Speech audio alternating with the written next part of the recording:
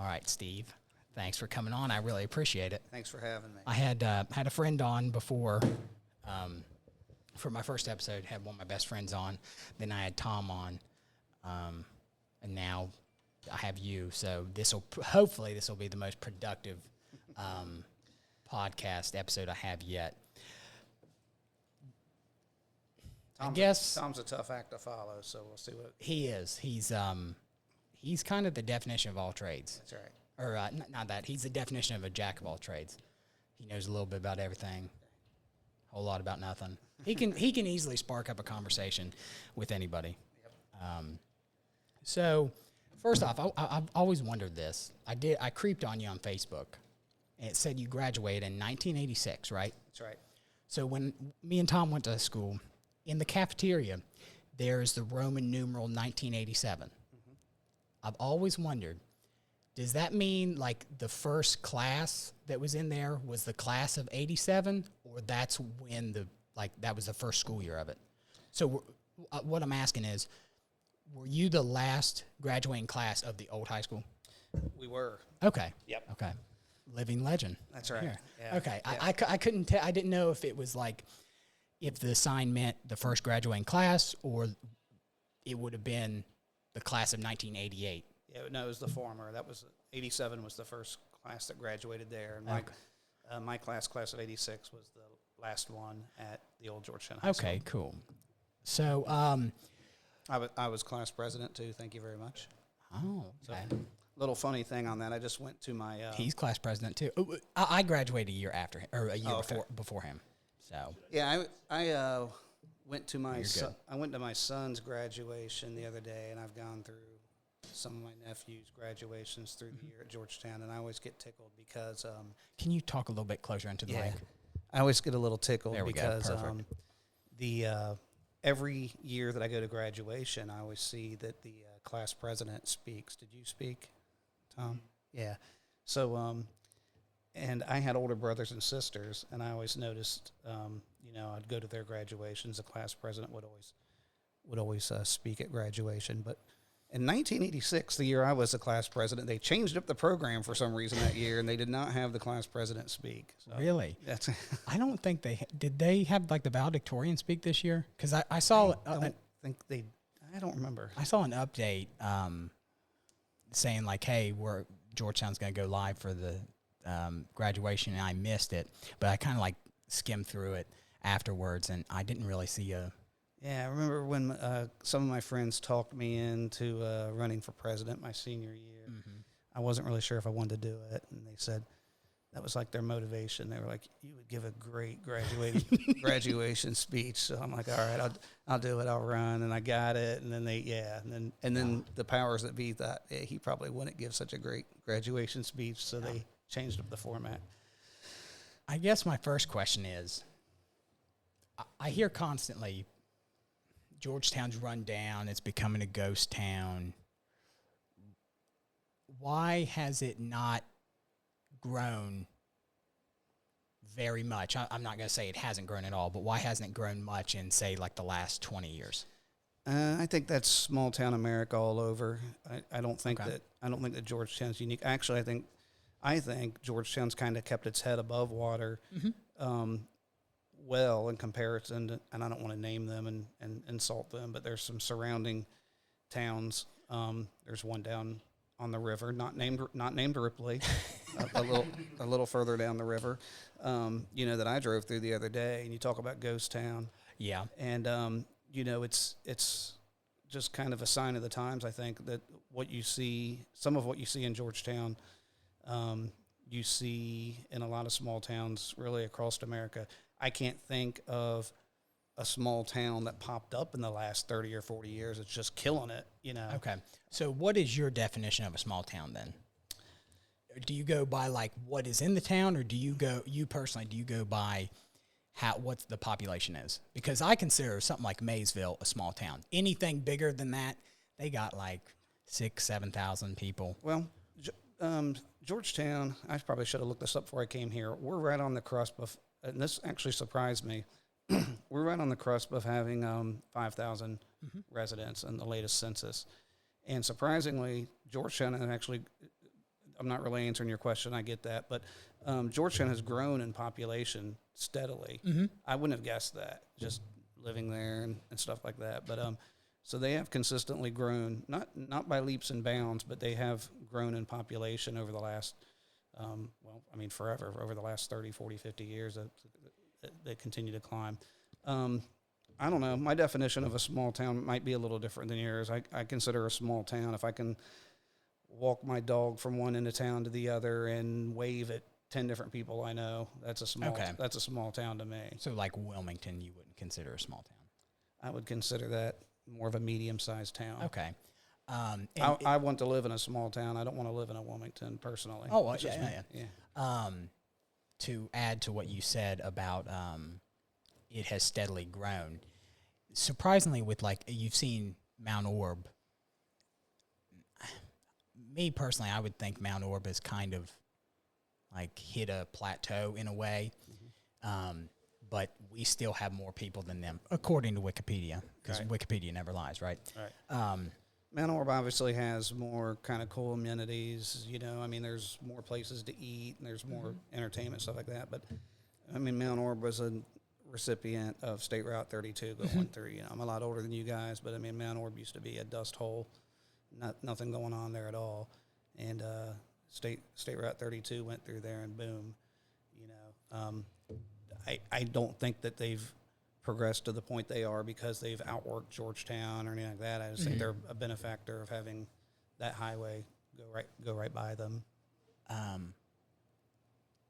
Random question, not random, but I heard there's a rumor that Taco Bell's coming to Georgetown. Is that true?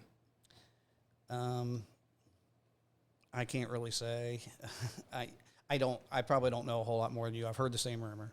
Now, why can't you say? Is it like you just don't want to be that person that says, like, hey, it is coming, or no, it's not, and then the exact opposite happens? Is that why? Because I've only heard it unofficially is the reason I don't want to say. Okay. Okay. Well, I can understand that. It hasn't been. It's not something that's been discussed like on a village council level or anything like that. So I don't. My sources are no better than yours at this point. Now, you've lived in Georgetown your whole life, right? No, I had a 3 or 4 year period where I lived in Cincinnati. Okay. I guess there's always kind of been a rumor, or there's what is it? Is a folklore? Is that a lie? Anyway, there's always been a tale that Walmart was thinking about coming here. What have you heard about that? Or what is your story from what you know? I have more questions about Walmart. I might not be a great interview for you on this kind of stuff because I don't think I know any more than you on that either. I've heard those same rumors. I don't know. I don't have a lot to offer there. If I'm Walmart, I don't know why they would, honestly. Okay. If I don't, here's where I think this conversation might be going a little bit. I think, Ripley, Manchester, Higginport, there was an era where those were booming places to live because of river transport, stuff like that. Mount Orb, as I just said, has done quite well with 32. And don't get me wrong, Mount Orb's had some great leadership.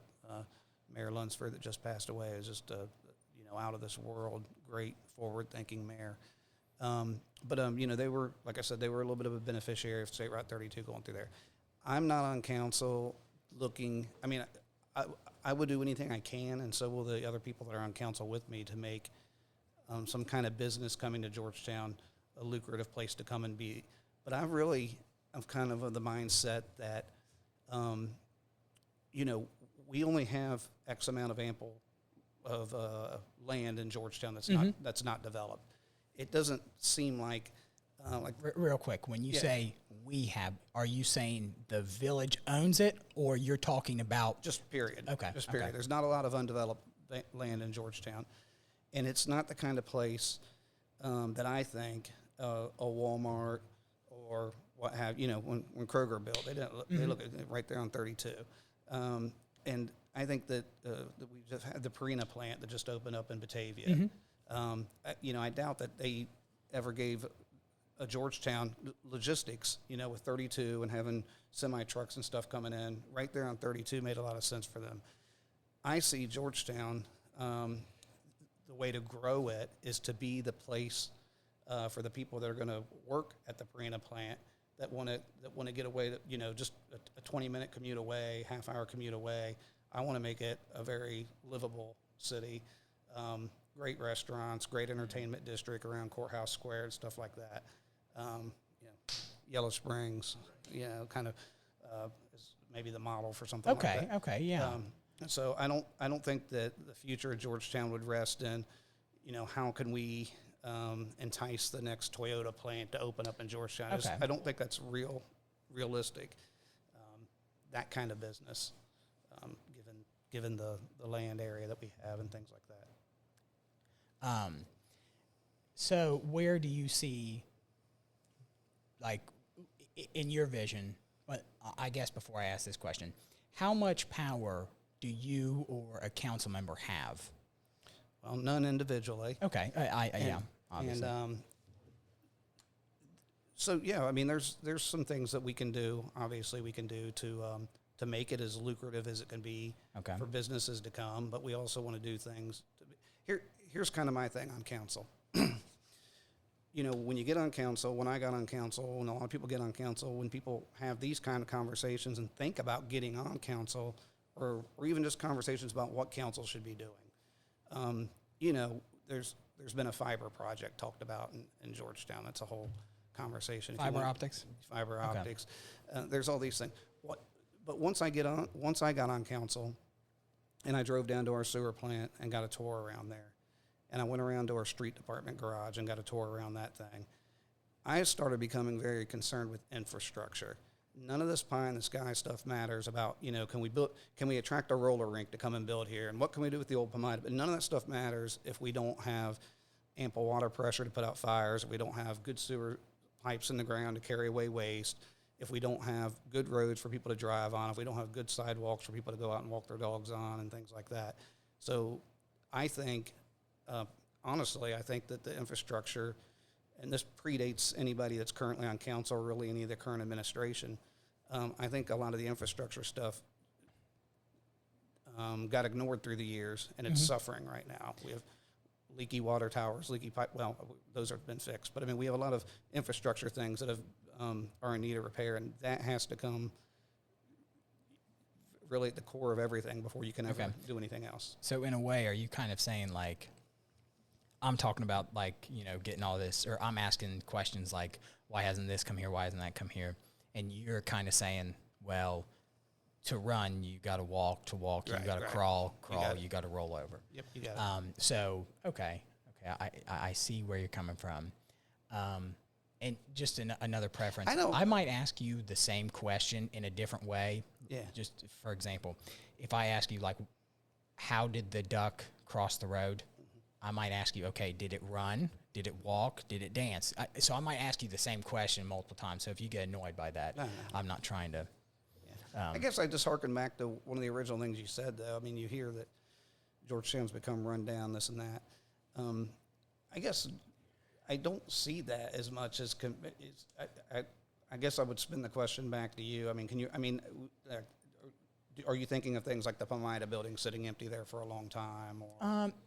Okay, not exactly sitting empty, because I've heard that it had a roof issue. Mm-hmm. So, could council, or the administrator, mayor, whoever, could they reach out to the owners of the building and say, hey, is there any way you could go about getting this fixed, so if a potential suitor comes in, we have a building for them? Right. And I think some of those kind of talks have happened. Okay. Actually recently, yeah. Okay, cool. But, aside from Pomida, I mean, we've got a few vacant buildings on Main Street. Mm-hmm. And obviously that's way different than when I grew up there. I mean, it was, there was all those stores were occupied and things like that. But I don't see it as overly run down, really.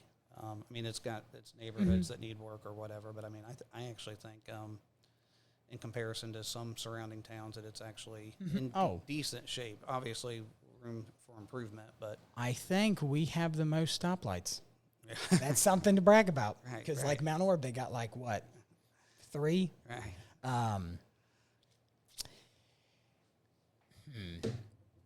Now, I saw, this was probably a year ago, when O'Reilly's came in. There was a little bit of, I guess you could say, backlash. People made the joke of all Georgetown is pizza joints and auto parts stores. Right. And I did see Art, someone sent it to me, his podcast, his post about kind of having clarity. And I really liked it. And he said something along the lines of, we can't deny a business coming in here. Is that correct? Sure. Why would you want to? Right. True. But can you recruit certain businesses to come in here? And we do. Okay. We absolutely, Art absolutely does. I mean, good.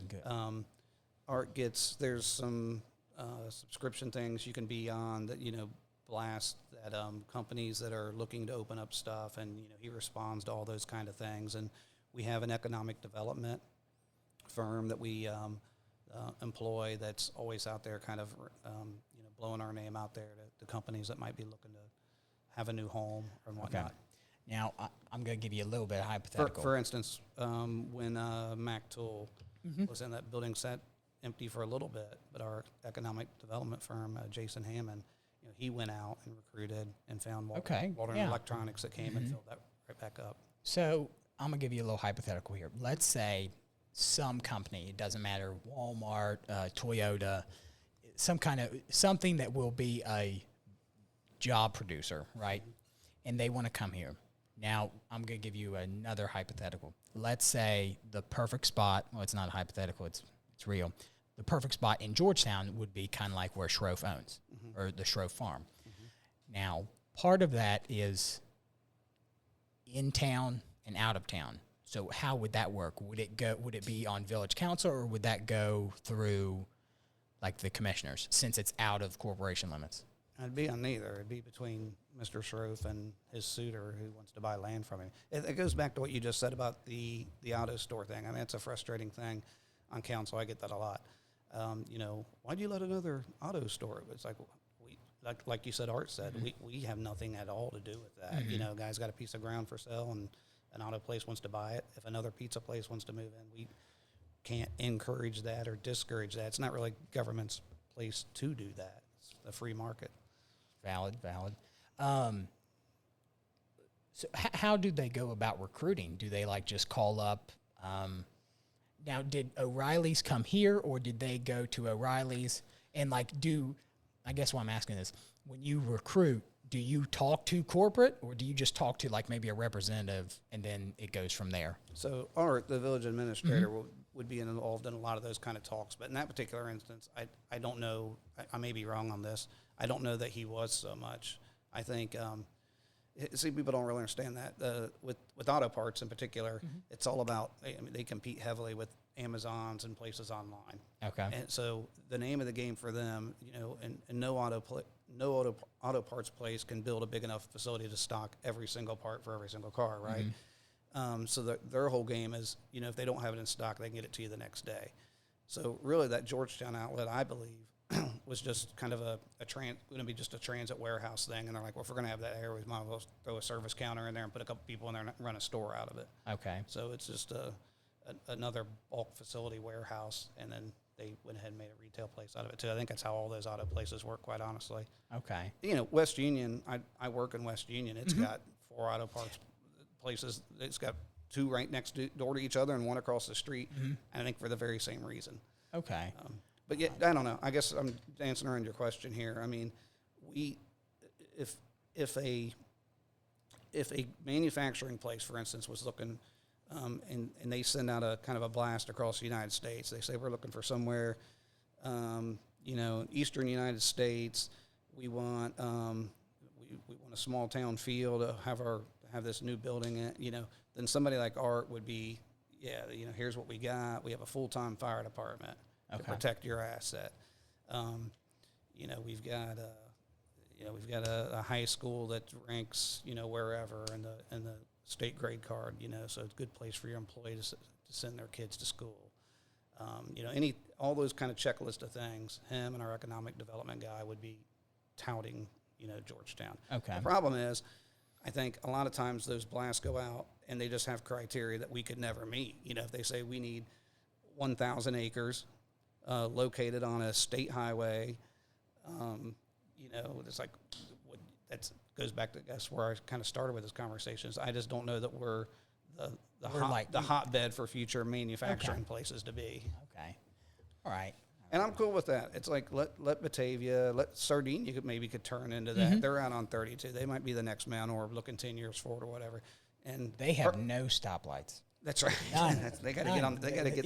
They got to up their stoplight game. They got to get their shit together. So I'm like, hey, they can build that stuff there and commute and make Georgetown like the cool hip place to live, and just commute there 20 minutes away and work at one of those factories located up and down 32 or something like that. Yeah, I guess you can't even call it a hobby. Just one of the things I do randomly is I'll get on Zillow and just like look at random places in the area.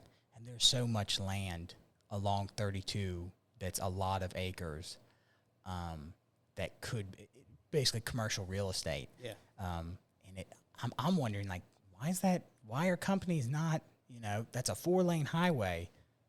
You got a town right next to you, or like 5 miles down the road. You got Eastgate, like, I don't know, 15 miles down the road. Why aren't these lands being sold? Now, obviously, you can't answer that because. But that's what we're back to the village of Georgetown. That's what we would be competing against. You know what I mean? If for the next big factory or something that wants to open. And I'll be honest.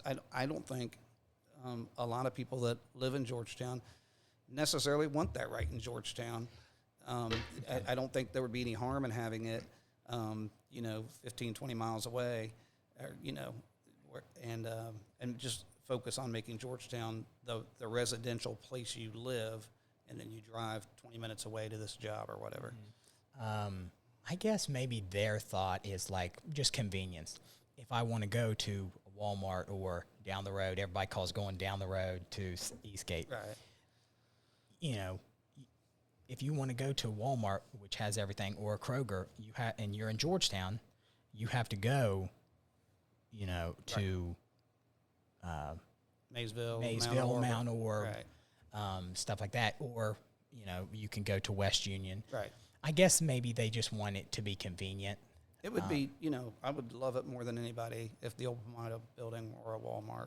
I just don't think it's realistic. You I would personally, love it. Yeah. What do you think could go? What do you think could go in Pomona?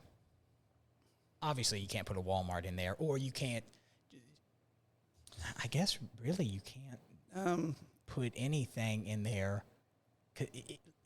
Pomaita's a perfect example, and like how you're saying, all these like Amazon's competing with everybody. There is no Pomaita Kmart. It's either you're big or you're local. Right. I mean, you're corporate America or you're local. Kmart couldn't make it in Maysville. Yeah. So I don't think that kind of place would make it, in Georgetown if they couldn't make it in Maysville. Would Rural King work there?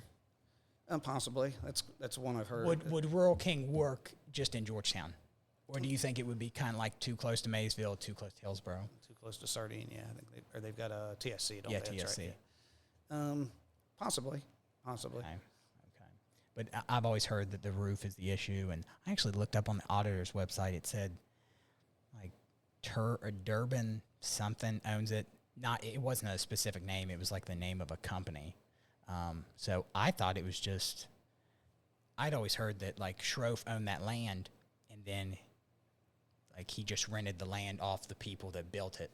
I believe. And this is all I'm saying is what I've hearing. Yeah, I'm not. I could be incorrect on this. You're here to correct me. So no, because I on this particular topic, I'm not 100% sure. I believe that the same person owns the entire strip, including IGA. Okay. Yeah.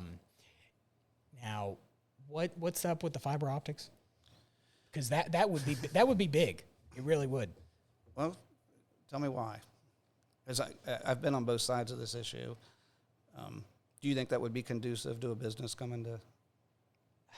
Steve, I gotta tell you, Tom can vouch for me. I'm not smart enough to know what conducive means. Oh, well, so here's kind of where I'm at with fiber. Okay, hold on. Tell me what you have heard, both sides of it, and then I'll tell my part. Okay. we got a grant. Actually, a lady named Nancy Montgomery, who's on council right now. She was on council previously. She was off for a few years. She's back on council. And Nancy is very good at getting grants. She is in part responsible for the dog park that we have in Georgetown. She's in part very much responsible for the senior citizens park at the park. She's very much responsible for some upgrades that's been done to the playground equipment out there. And so she's Fix the basketball court. it's in queue.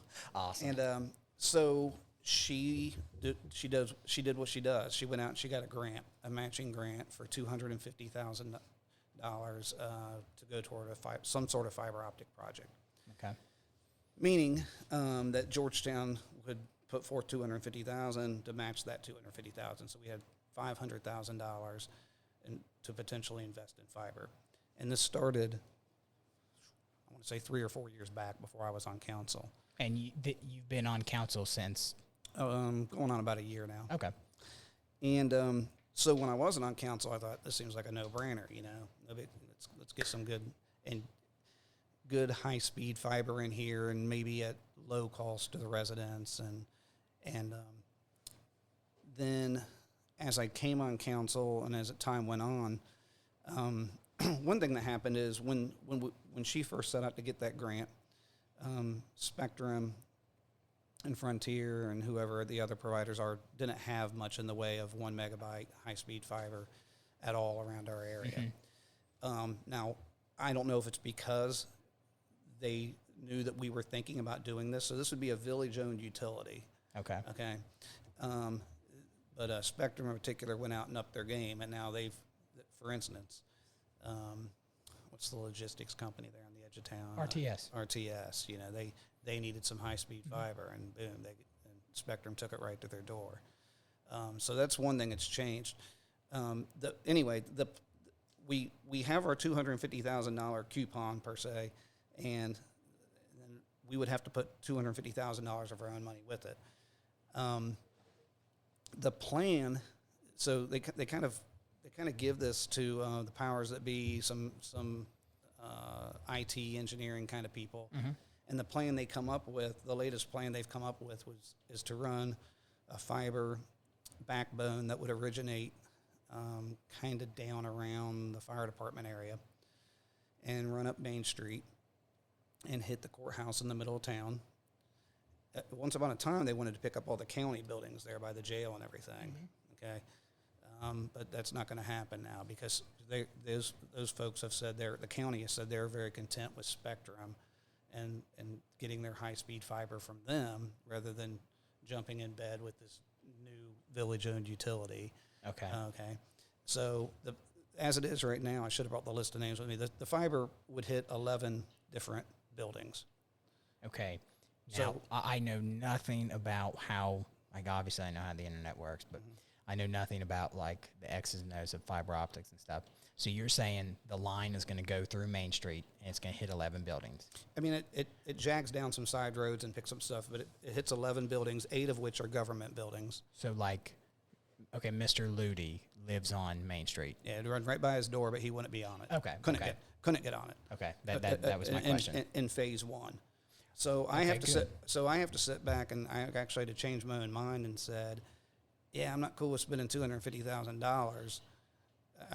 I get that the government's going to get that somebody, which is still tax money, by the way, but that the state's going to kick in the other $250,000. Nonetheless, we'd have to take $250,000 out of our own piggy bank to give 11 entities high-speed cable, high-speed internet that they very likely could get through Spectrum anyway. Okay.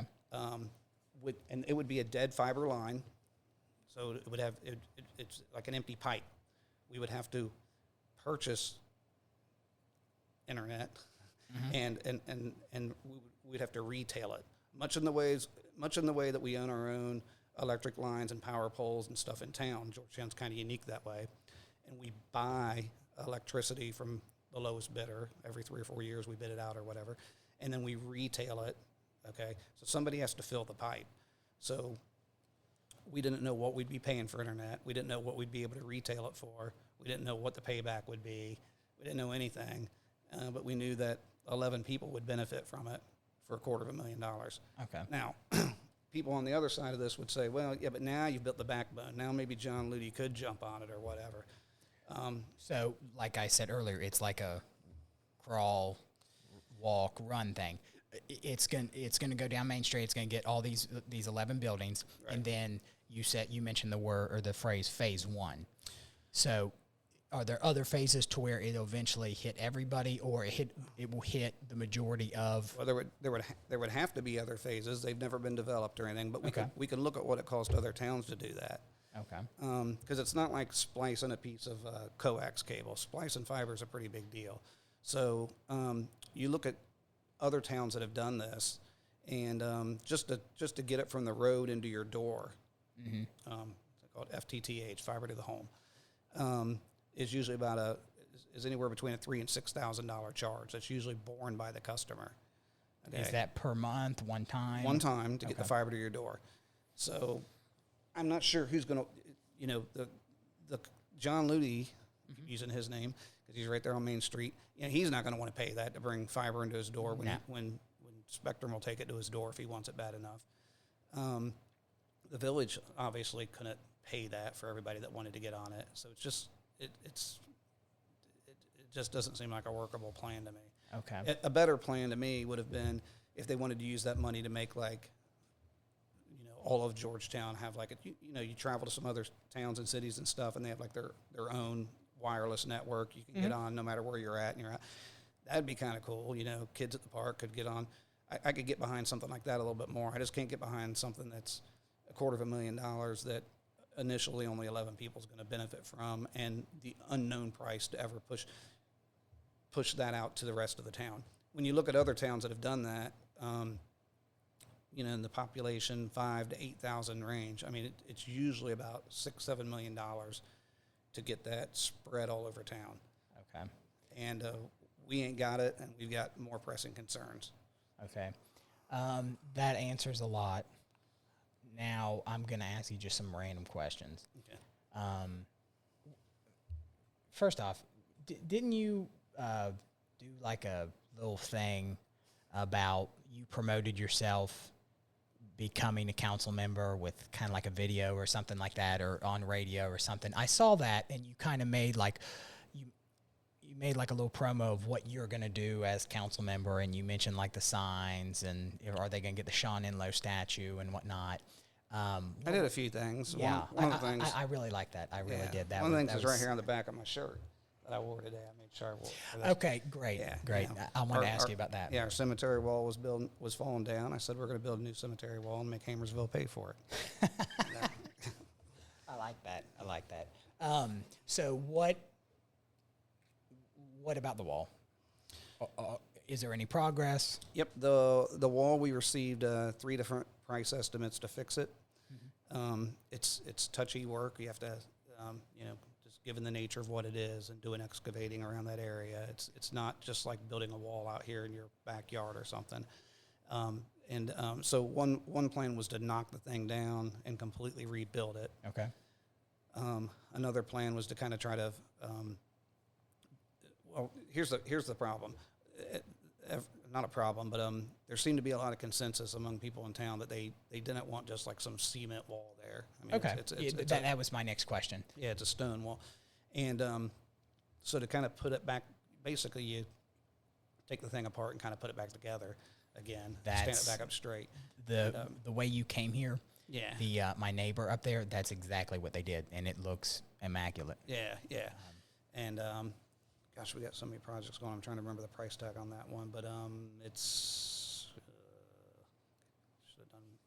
I'm going to say that's about a $400,000 project, I think. Okay. On that thing. Yeah. And when is it going to be?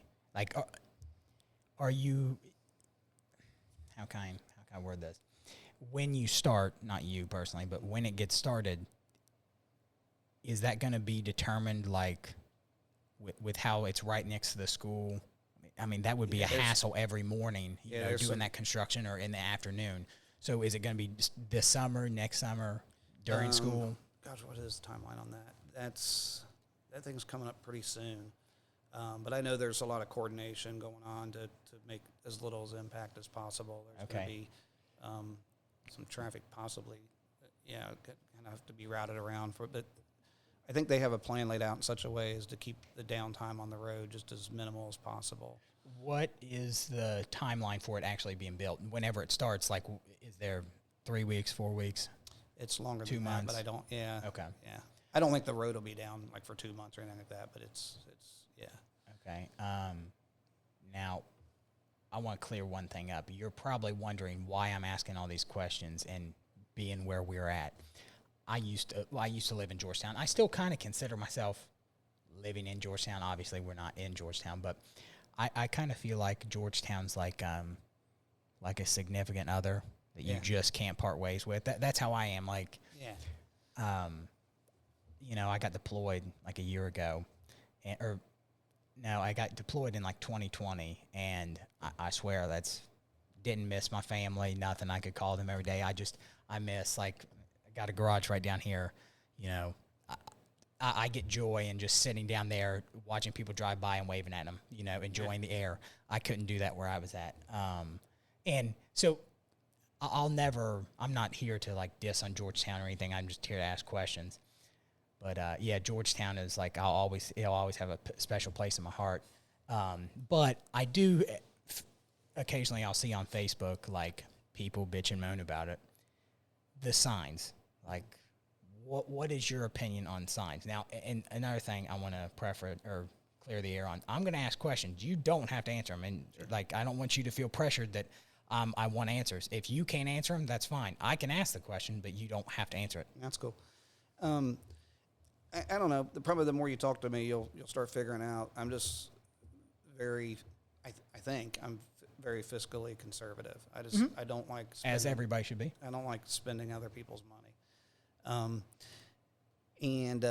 Again, there was a plan on the books to have these 3 signs that were ginormous and almost a $50,000 price tag for each sign, or all together? All 3. Okay. All 3 of them. Now, there was some money that was going to be from a trade that we did with Rumpke that was kind of earmarked towards that would defray the cost by like $25,000. But to me, it's still like $25,000 for 3 signs, for 3 great big signs. And there's 18 other ways to drive into Georgetown, so you're only hitting 3. Granted, you're hitting the 3 main ways, but if I'm going to spend $25,000, I just buy a bunch of little signs and put nice, pretty little signs and put them everywhere else. And then you look at somewhere like Indian Hill, they got what looks like a $1,000 sign out there. You drive around to a lot of nice towns and cities surrounding us, really nice areas down around Cincinnati, and they have what looks like a couple $1,000 sign. So I couldn't get behind that. Yeah, I'm not some big extravagant materialistic person. Put the corporation sign there and you're good. Yeah. I don't think anybody's gonna like a young couple, they're starting out in life, they have a baby, and they're like, well, we looked at this place down by Cincinnati, and this place, it's got about 5,000 people in this town, and we looked at this place called Georgetown, but we're just not feeling it because this other place had nicer signs. I don't think it works like that. So, is it done? Is there not going to be signs, or? Oh no, there's going to be much less expensive signs. The problem with that old sign project, in my opinion, was that in a subcommittee of council, a few people who I'm friends with, but we disagree on this topic, and one of them's not on council anymore, but they kind of decided what kind of sign they wanted. And they talked about it publicly a few times and stuff like that. But a historic sign in a historic town is kind of like a sensitive thing. And we felt like the town ought to have a little more say-so on that. So we had a couple public forums and let people submit their sign ideas. And we put them all up on a big board and actually kind of had a vote there in the Gaslight Theater. And what was kind of decided on was something that looks very similar to the one that's kind of up there by the fairgrounds right now. Yeah. Mm-hmm. Yeah. And you could do 6 or 8 of those and still be way under budget of doing these 3 big, ginormous signs that we're going to sit at 3 different parts of town. So I've always heard that people complaining that the old people, quote, not you, I'm not saying you're old. No, I am. I'm an old people. a lot of older people say they don't want they don't want Georgetown to grow or prosper because it will take away from their historic value. Have you heard something of that, and what's your opinion on that? Yeah, that's something you wrestle with, I think, as a council person. I talk to people of all ages, and obviously, go back to fiber, the over 60 gang's going to be less passionate about that than the 20-somethings. I get that. Mm-hmm. I would love there to be the council chambers full of 20-year-olds every council meeting we had. I like this. I like those fresh ideas. The circles I run in, I don't get to be around those folks as much as I'd like to. Mm-hmm. And so yeah, I've heard that before. And that's probably a lot of little towns all across America. Yeah. I mean, you kind of got the people that have been enshrined there for decades, and they get older and they sort of have their stamp on everything. And you got new blood coming up that wants change, and yeah. Okay, cool. What else was I going to ask you? I think when there's parts of, I got to be careful I say this because there's definitely a lot of areas in our town that need improvement. I talked about failing infrastructure before. I think when you drive up to our courthouse square, and of course I'm biased, I think it looks nicer than West Union's courthouse square, which looks great also, but I think ours looks better. I think our historic district looks really nice. And I think there's some vacant buildings around there. And I think turning that into more of an entertainment venue, I think summertime, street fairs, bands playing out in, little 3-piece bands playing out in front of some places, and festivals and things like that could be the allure of Georgetown that younger folks would very much enjoy. I think older folks would enjoy that too. The mural that's going on right by Tom's Protec. Yeah, I know nothing about it. Okay. Okay. That's fine. Yeah. My opinion is, wouldn't it, with all the traffic and customers Tom has, wouldn't that take away from seeing the mural? Yeah, I'm not saying don't do the mural. Yeah. Just that wouldn't be the ideal place just because of the situation he has. Right. That's not a village-sponsored thing, though. So that's just someone paying for it. Okay. Yeah. What about the mural by merchants? That predated me on council, so I'm not sure if that was or not. Okay. Now, this is the part where I mentioned earlier, like, you don't have to answer questions. What's it like being on council? Is it stressful? Do you love it? Do you get insurance? I do not get insurance. Okay. Okay. Do you get along with most of the council members? Is there, a lot of friction? You ask a lot of questions there at once. I know. I get along with everybody on council. It's just how I am. There's friction, but it's healthy friction. Okay. I mean, I've had some, pretty heated arguments in public session and in private sessions and stuff, but I consider all 5 of those people my friends. Mm-hmm. We don't pal around together all the time and drink beer together and stuff like that, but at the end of the day, we all have the common good in mind. We just have different ideas on how to get there. The biggest council is a lot of work. It's a lot of work for me. Bad day for my voice to be cramping out on me here. Good. I think to do it right, it's a lot of work. You get we have a ton of different things going on, a ton of things that require decision making and research. So there's a couple different ways to do the job. You can get your agenda the day before the meeting, and not do anything, or go in there and kind of listen to what a few other people say and listen to their opinion and make up your mind. But to do it correctly, I just research everything to death. You talk about the fiber thing. I went out and built a 300-page, portfolio that I put together, studying other towns, looking at how it worked or didn't work, and gathering my data. The cemetery wall thing, same kind of way. I just beat that to death. I've read the engineering reports over and over. I've visited some of our facilities. I've taken tours of the sewer plant, and when you do that kind of stuff, it's it can feel like a full-time job. So I've known people through the years that have been on council. They show up there, like, what are we talking about tonight? Most good council people, I think, they are going to have several hours of preparation through the week. How long is a term for you? So my term is a 2-year term. Okay.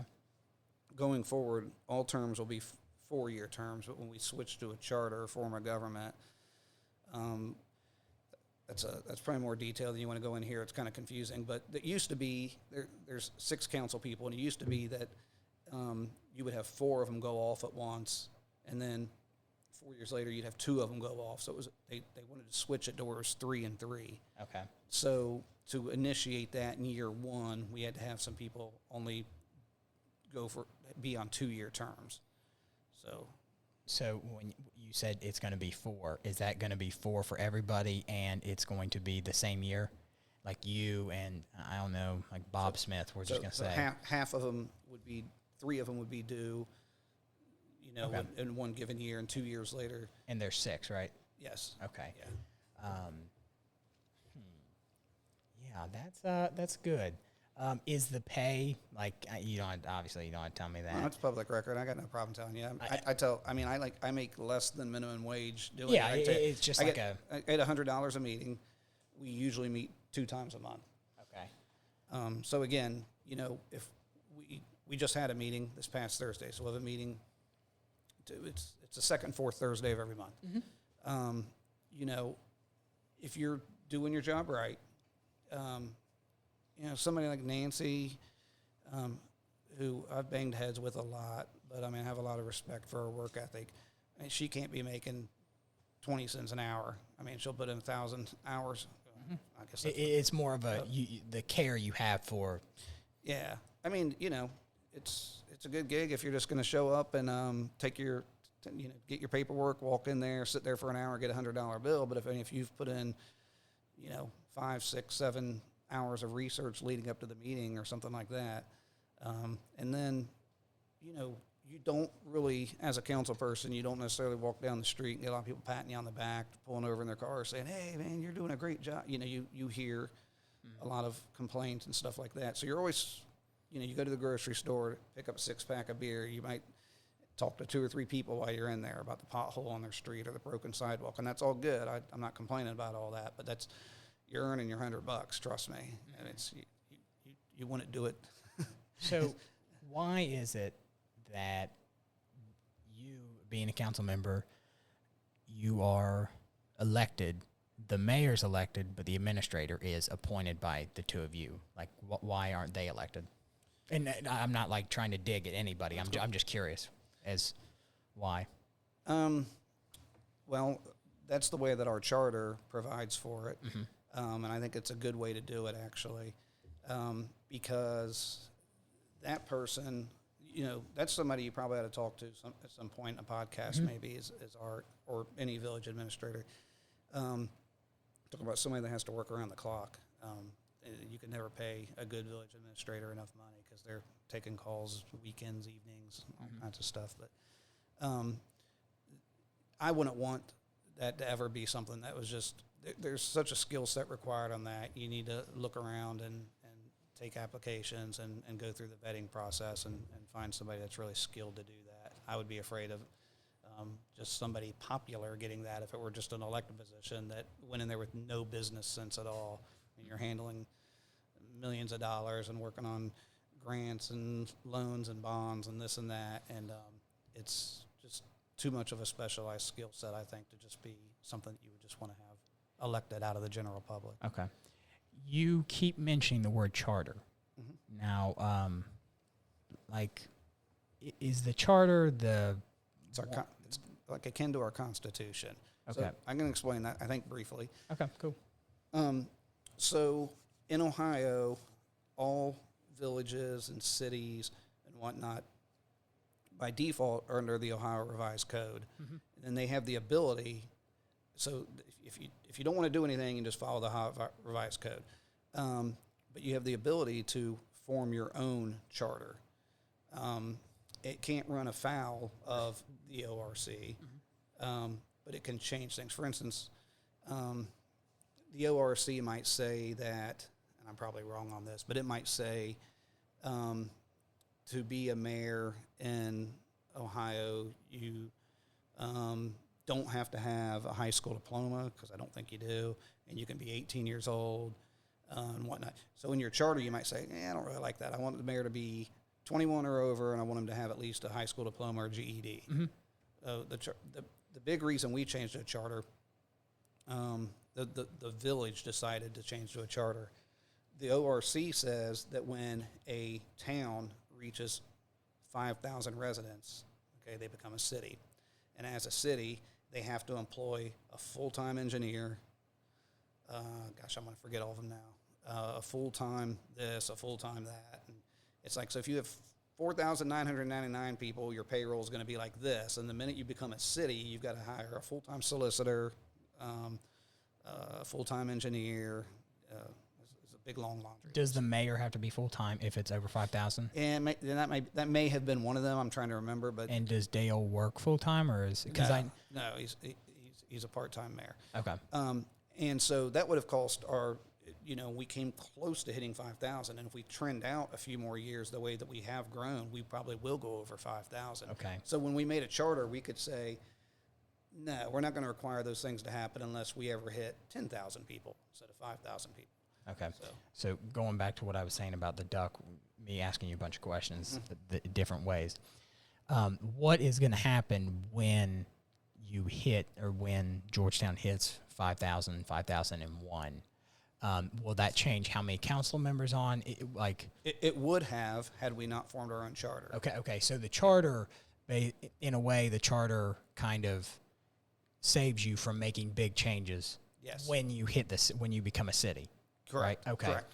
Like one of the changes was that once you become a city under the ORC, if you didn't form your own charter, it said that when you have a race for a village council, there has to be at least one person from this corner of town and this corner and this corner. Well, we have a hard time getting enough people to run, period. So that would have been a nightmare for us. There's a whole laundry list of things that would have got thrown on us at 5,000 that the charter allowed us to say we're not going to do that. So when we hit 5,000, it's not going to say, or you don't have to have a city engineer. Right. That. Okay. Right. Now, it'll probably be a long time before we hit 10,000, but say in 30 years we do hit 10,000, will the charter be irrelevant? Will it not exist? So that's the cool thing about the charter too, is the village people, those guys. Hey, yeah, there. right. The town can amend the charter through referendum or through put issue on ballots or whatever, anytime they want. It's literally an act of Congress to change the ORC. But I mean the town can reshape its charter anytime they want. Okay. Say we did have some big influx of people. And for some reason we got to 10,000. We thought, well, we want to move that number. We still don't think we need a full-time solicitor and a full-time mayor and a full-time this and a full-time that. And we want to move the number up to 15. Yeah, we could. So essentially the charter pretty much saves you from, protects you until you think it's ready for major changes. Correct. The ORC is just kind of a one-size-fits-all thrown out there for everybody to use. And this started... Is that the thing where when you saw it on the ballot, it was 17 people? Is that it? Yes, okay. Yeah. Now, do they have to be there for every council meeting? No.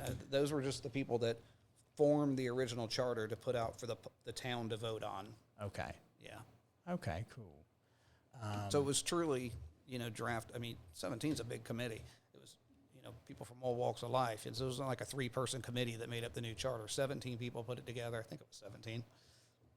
And then the whole town votes on it, and but it's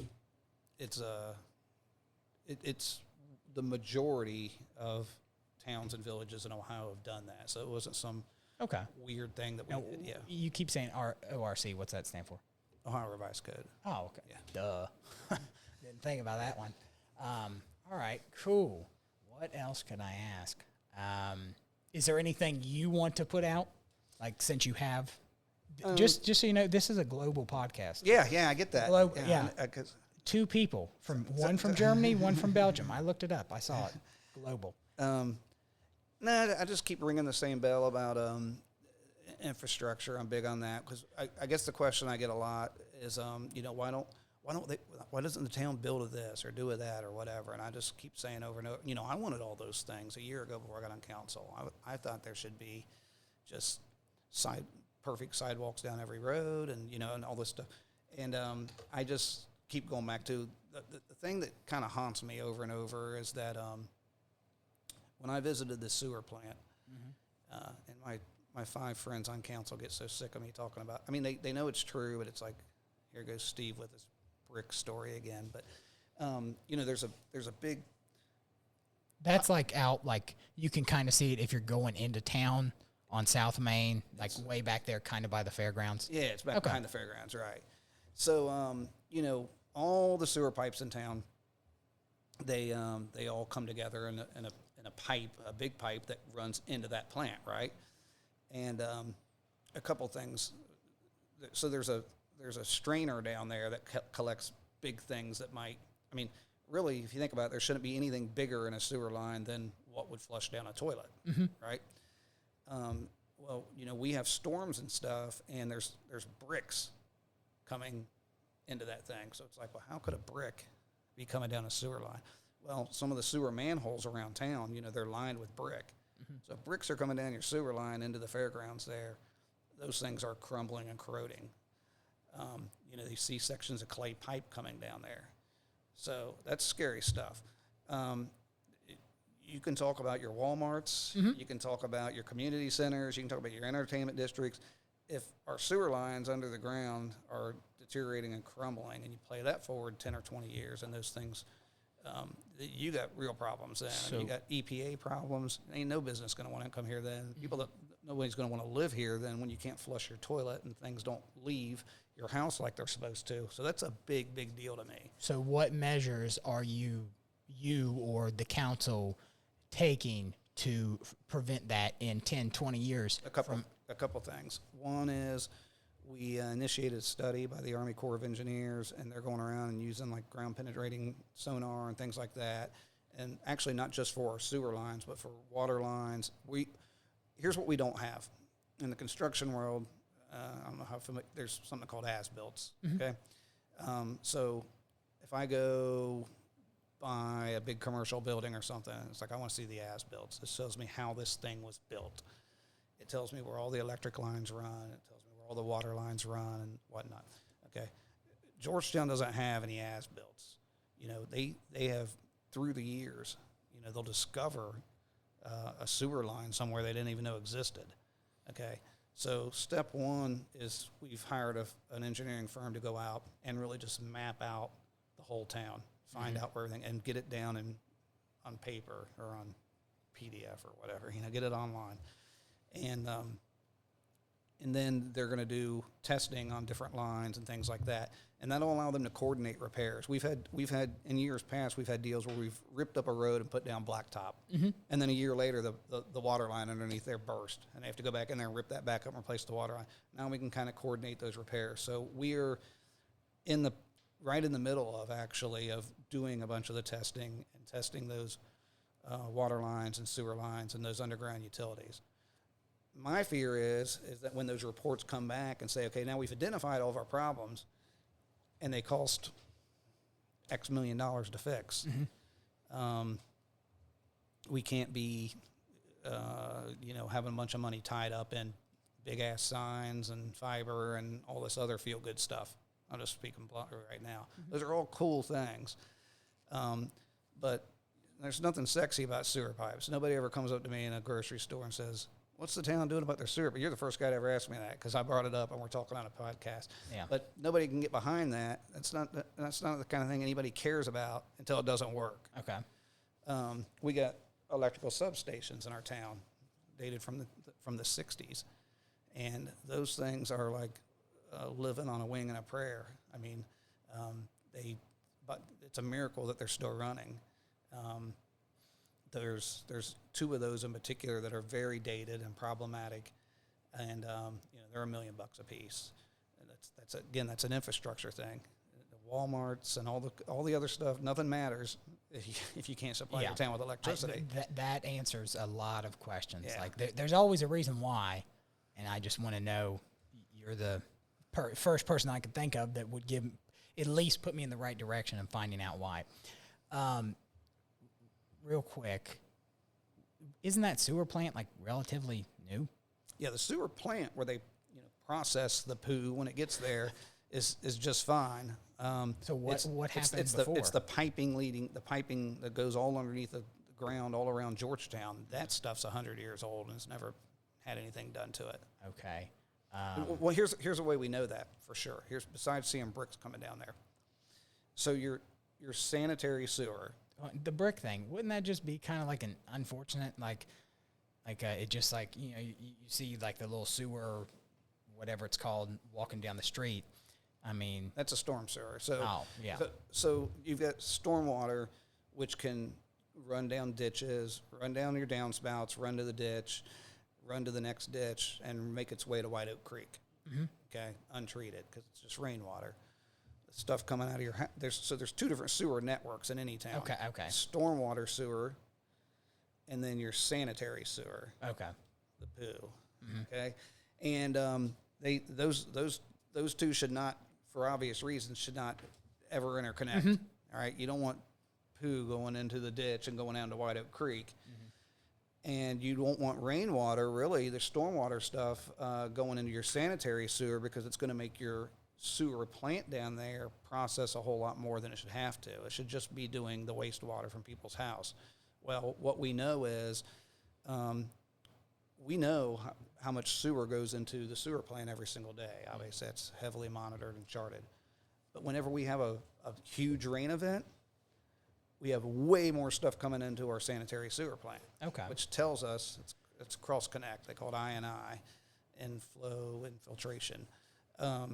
And that means all the newish sewer plant you were just talking about, Mm-hmm. it won't stay newish very long if it's having to work overtime all the time because it's not just processing human sewage, it's also processing a bunch of rainwater that it shouldn't be. Okay. So our piping network underneath our ground's a little Swiss cheesy right now, and it needs to be dug up and fixed and replaced, and it's going to cost some money.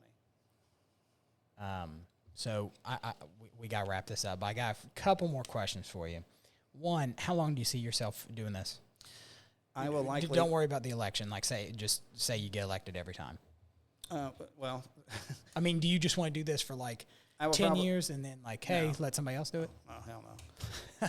No, I would probably finish I doubt that I run again. Really? Yeah, I've enjoyed it. I've got, a job that... Is it just not what you thought, or no? It's what I thought. It's just I've started a side business too that's really taken off, and to do it right, it takes a lot of time. One of our, and it's just weird for me to say because I've been in some really heated battles with her, and I don't agree with her a lot. But really, one of our hardest working council people is retired, and she can put a lot of time into this. And I'm not saying that you have to be retired to be on here and do it good. You just have to be a good multitasker. I'm not. I know how that feels. My 9-to-5 job just about sucks my brain dry, and then I have a side business that I run that takes up a lot of my time too. That's grown more than I thought it would, and I just don't ever want to do it if I can't do it right and give it my all. So my term will be up this next January, and that'll probably be. So January of 2023? That's not right. Yeah. Okay. Yeah. Okay. So someone. I mean, I might run again, but I really doubt it. Okay. I'll always be active. I'll go up to meetings and stay tuned in. But the last question I want to ask is there was rumor that there's going to be a water park at the park. Is that true?